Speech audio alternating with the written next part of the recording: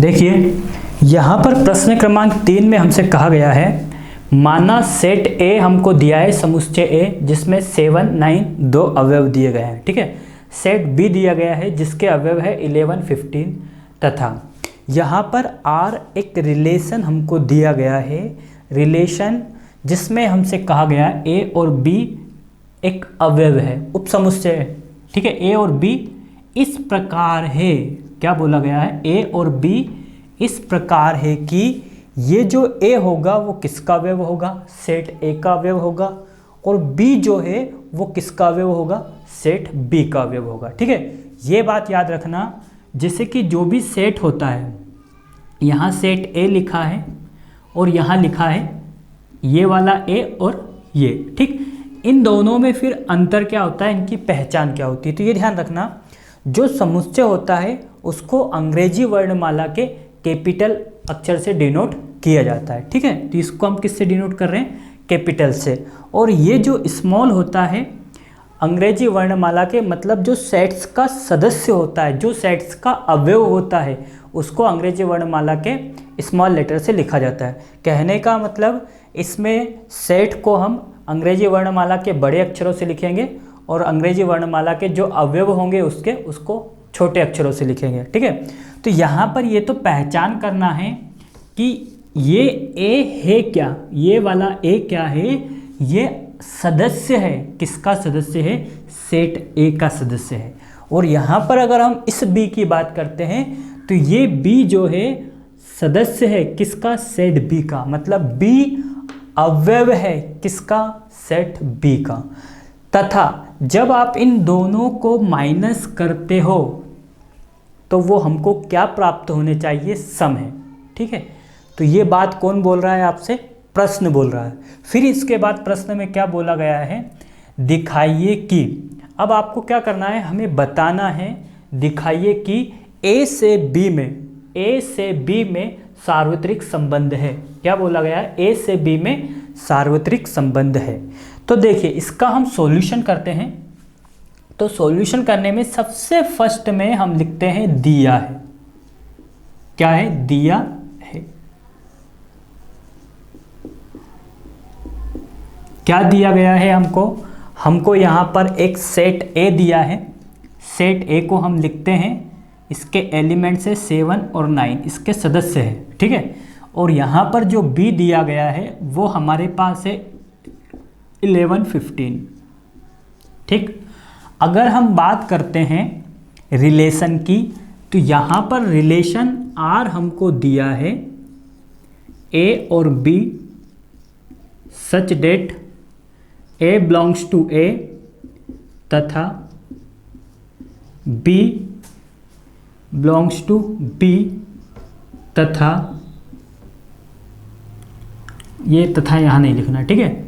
ए अवयव है ए का, बी अवयव है बी का, तथा ए माइनस बी सम है, ए माइनस बी सम है। तो यहाँ पर ये बात तो हमको समझ में आ गई कि ये बातें हमको क्या है, प्रश्न में ऑलरेडी दी गई है, ठीक है। फिर मैंने आपसे कहा था कोई भी रिलेशन होगा तो सबसे पहले आपको क्या करना है, उसका कार्टेशियन प्रोडक्ट निकालना है। तो देखिए यहाँ पर हम सेट ए लिखते हैं, सेट ए में अवयव क्या है, 7, 9, सेट ए में लिखा हमने 7 और 9, ठीक। सेट बी में हम लिखते हैं 11, 15, ठीक, सेट बी में। अब हम क्या करते हैं, इसका क्रॉस निकालते हैं, ए क्रॉस बी, ठीक है। अब हम इसका ए क्रॉस बी निकालेंगे तो क्या प्राप्त होगा, 7, 11, 7, 15। तो यहाँ हमने लिखा है 7, 11, लिखते हैं 7, 11 और 7, 15, ठीक है। अब फिर हम 9, 11, 9, 15, तो 9, 11, 9, 15, ठीक। ये आ गया हमारा, हमको क्या प्राप्त हो गया, ए क्रॉस बी प्राप्त हो गया, ठीक है।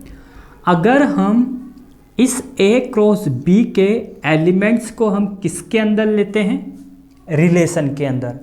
अब हम जब इसको रिलेशन के अंदर लेते हैं तो हर एक एलिमेंट्स को चेक करते हैं कि हम किस किस अवयव को रिलेशन के अंदर ले सकते हैं, ठीक। और ये बात हम जानते हैं, ठीक है। मैं वापस से बता देता हूँ, रिलेशन क्या होता है, उप समुच्चय होता है। किसका उप समुच्चय होता है? ए क्रॉस बी का या ए क्रॉस ए का। तो हमारे सवाल में हमने क्या किया है, पहले ए क्रॉस बी निकाला है। अब हम बात करते हैं रिलेशन की, मतलब हम इस रिलेशन के अंदर क्या क्या ले सकते हैं, ठीक। तो यहाँ पर अगर हम बात करते हैं 7 की और 11 की, पहले हम इसको समझते हैं। इस वाले अवयव को हम इस रिलेशन के अंदर रखकर देखते हैं। क्या करते हैं?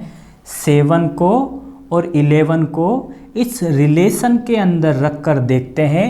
कहने का मतलब ये होता है कि ये 7 और 11 जो है ये यहाँ पर आएगा, जिसका मतलब ये है कि ए का काम तो 7 करेगा और बी का काम 11 करेगा, ठीक। इसको जब आप इसके अंदर रखते हो तो क्या ये रिलेशन की कंडीशन को सेटिस्फाई करता है, ये हम रखकर चेक करके देखते हैं। अगर ये रिलेशन की कंडीशन को सेटिस्फाई करता है तो ये किसके अंदर आ जाएगा? रिलेशन के। मतलब ए क्रॉस बी का, ए क्रॉस बी से हम एक अवयव ले रहे हैं, ठीक, और ऐसा अवयव ले रहे हैं जो इसका पालन करेगा। तो हम इसको रख के देखते हैं। देखिए, जब हम इसको यहाँ पर रखते हैं, ये लिखा है हमने R और यहाँ पर लिखा है 7 की, A की जगह पर 7 और B की जगह पर 11, ठीक है। इस प्रकार है, यहाँ क्या लिख दिया? इस प्रकार है। यहाँ लिखा है A अवयव है A का। तो अगर हम इसकी बात करते हैं तो 7 अवयव है किसका? सेट A का। देख लीजिए, ये जो 7 है सेट A के अंदर आ रहा है, बिल्कुल आ रहा है, सही बात है। अब हम इसको क्या करते हैं, यहाँ पर बोला गया है B। B मतलब B का काम कौन कर रहा है? 11।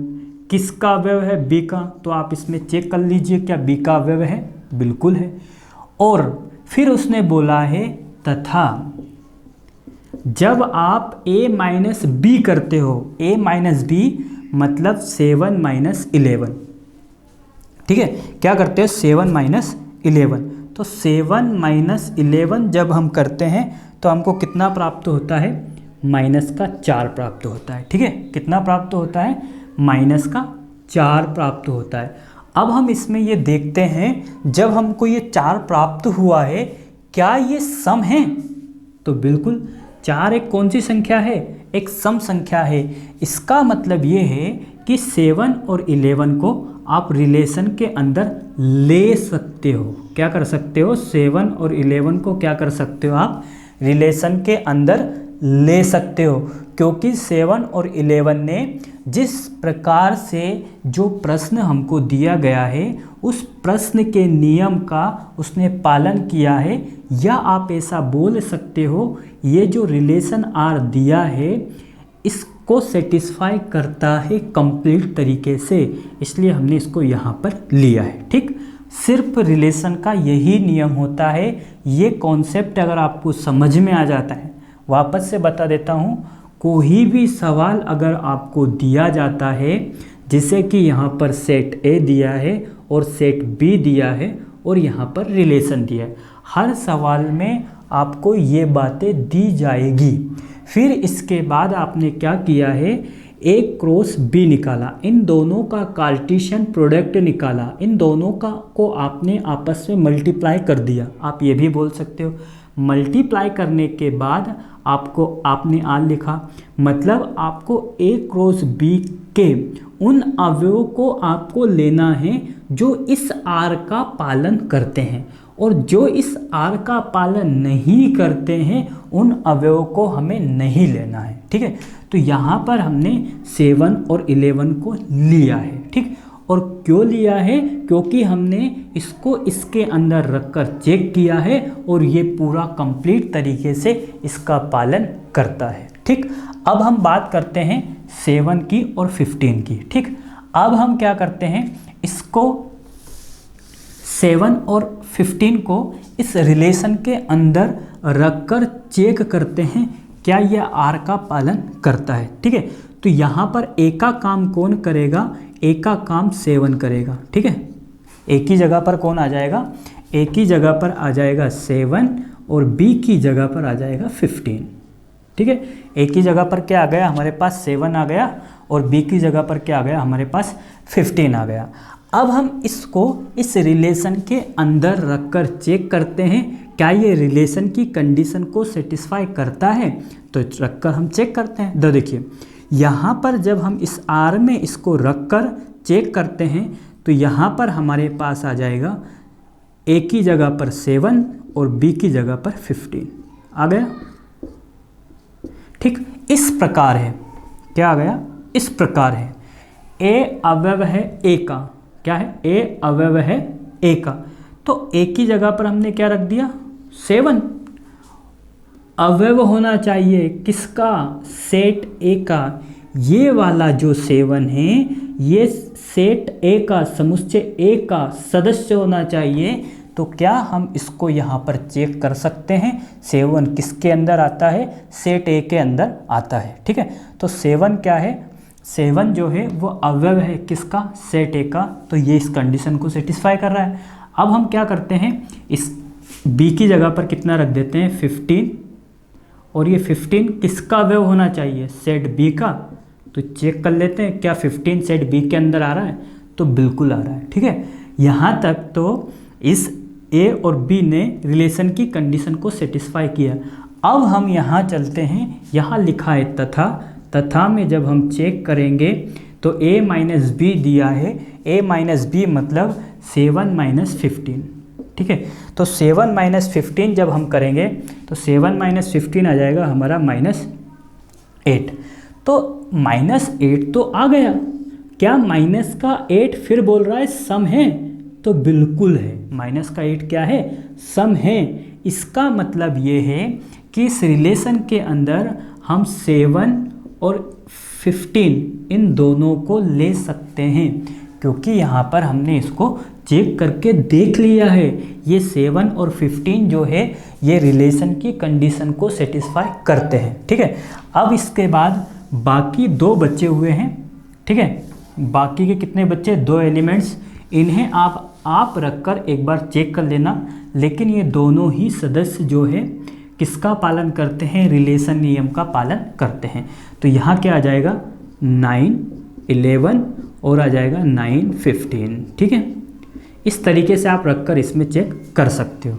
तो इसका सीधा सा मतलब ये है कि ए क्रॉस बी और रिलेशन दोनों ही आपस में बराबर आ गए हैं। दोनों ही कैसे आ गए, आपस में बराबर आ गए।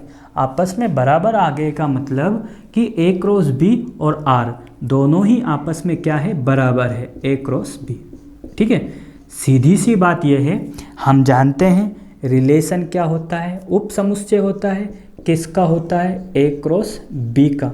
ठीक, जब रिलेशन उप समुच्चय है ए क्रॉस बी का, मतलब इससे लेकर हमने एक रिलेशन बनाया है जो कि आर बराबर बन गया है ए क्रॉस बी के। दोनों आपस में कैसे बन गए हैं, बराबर बन गए। तो आर बराबर ए क्रॉस बी, जब ये दोनों आपस में बराबर बन जाते हैं तो वो कौन सा संबंध होता है, सार्वत्रिक संबंध होता है। ठीक है, तो अब हम यहाँ क्या लिख सकते हैं, अतः आर ए से बी में, आर ए से बी में, ए से बी में सार्वत्रिक संबंध है। सार्वत्रिक संबंध है। ठीक है, तो कौन सा संबंध है ये, सार्वत्रिक संबंध है। ठीक है, तो ये तीसरा सवाल हमारा कंप्लीट हो गया।